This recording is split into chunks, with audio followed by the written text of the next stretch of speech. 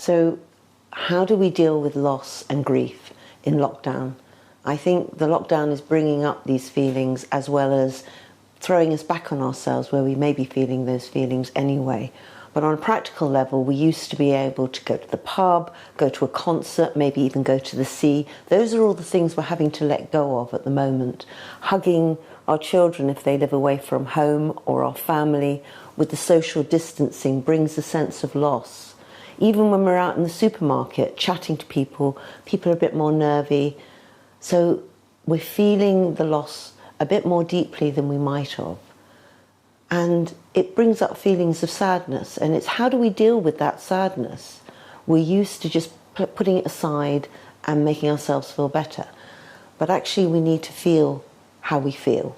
So if we're feeling sad, we need to take the time to be allowing ourselves and others to feel those feelings. There's something about walking along a river for me that helps me deal with loss and grief. It's about the water moving and these lovely ripples, and it brings me a lot of peace and calm. There's something about it being old.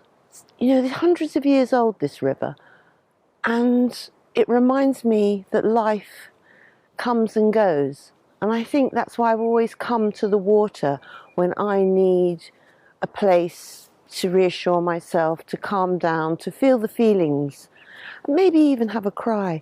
But you know what? The river is bigger than me, and the water is bigger than me, and that is very reassuring. Friends and family are great. They say, have a cuppa, don't worry, it'll get better. And that probably is really helpful, but sometimes we just have to be allowed to feel sad. It's really important, because if we don't, we can get a bit hard, a bit cynical, a bit brittle.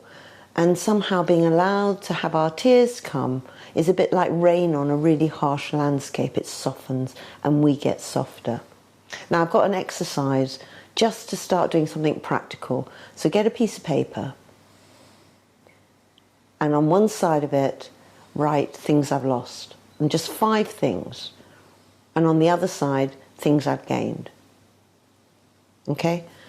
So one of the things I noticed is I was commuting to work every day. And at first, in lockdown, I thought, oh my goodness, this is really difficult. I love jumping in the car and going to work. But actually now, I'm really loving the fact I'm saving 2 hours a day. So on my one side of the list was, I really miss the commute. On the other side, I'm now realizing that actually, I'm really enjoying the rest. And somebody was telling me that they're really relieved. At first they really missed not making dinner for their in-laws every week, and now they're like, oh my God, isn't it great, I'm not making dinner for my in-laws. So it's a matter of finding, yes, we are losing things, yes, we are missing out on stuff, but also we're gaining, and it's getting a sense of what that is.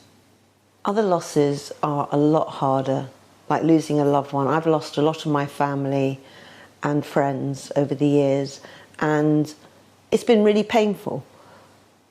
But what I've also learnt out of this is the fact I do grieve tells me how much I miss them, which means I really love them and they love me, and that feels really important to remember, that actually my grief is a statement about how much I really cared for them.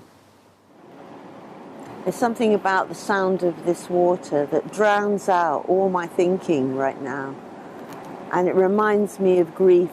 And when I've grieved and I feel that I'm surfing on a surfboard, standing up, and then suddenly grief comes and I'm tumbling underneath a wave.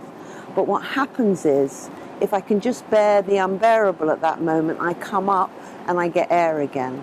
And that's what going through loss and grief feels like. But you know what? We can get through it. We can survive that.